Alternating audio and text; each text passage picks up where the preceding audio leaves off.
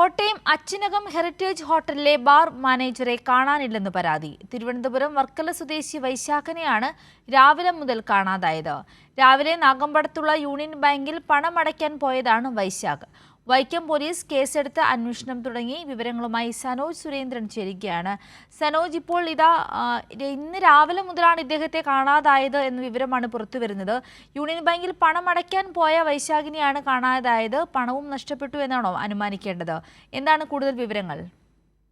തീർച്ചയായിട്ടും സിന്ദൂരി സൂചിപ്പിച്ചതുപോലെ തന്നെ കോട്ടയം അച്ചിനകത്ത് ഹെറിറ്റേജ് ഹോട്ടലിലെ ബാർ മാനേജരെയാണ് കാണാനില്ലെന്ന പരാതി ഉയർന്നിട്ടുള്ളത്.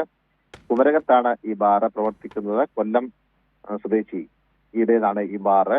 തിരുവനന്തപുരം വർക്കല സ്വദേശിയായിട്ടുള്ള വൈശാഖൻ എന്ന മാനേജർ കഴിഞ്ഞ 3 മാസം മുമ്പാണ് ഇവിടെ ജോലിക്കായി എത്തിയത്. എന്നാൽ ഇദ്ദേഹത്തെ രാവിലെ മുതൽ കാണാതാവുകയായിരുന്നു. രാവിലെ നാഗമ്പടത്തുള്ള യൂണിയൻ ബാങ്കിൽ പണമടയ്ക്കുന്നതിന് വേണ്ടിയാണ് ഈ വൈശാഖൻ ബാറിൽ നിന്നും ബാങ്കിലേക്ക് പോവുകയാണ് എന്ന് പറഞ്ഞ് പോയത്. 9,80,000 പരം രൂപയാണ് ബാങ്കിലേക്ക് നിക്ഷേപിക്കുവാൻ ഈ ബാർ ഉടമ കൊടുത്തയച്ചത്. എന്നാൽ പിന്നീട് ഇദ്ദേഹത്തെ കുറിച്ച് യാതൊരു വിവരവും ഉണ്ടായിരുന്നില്ല.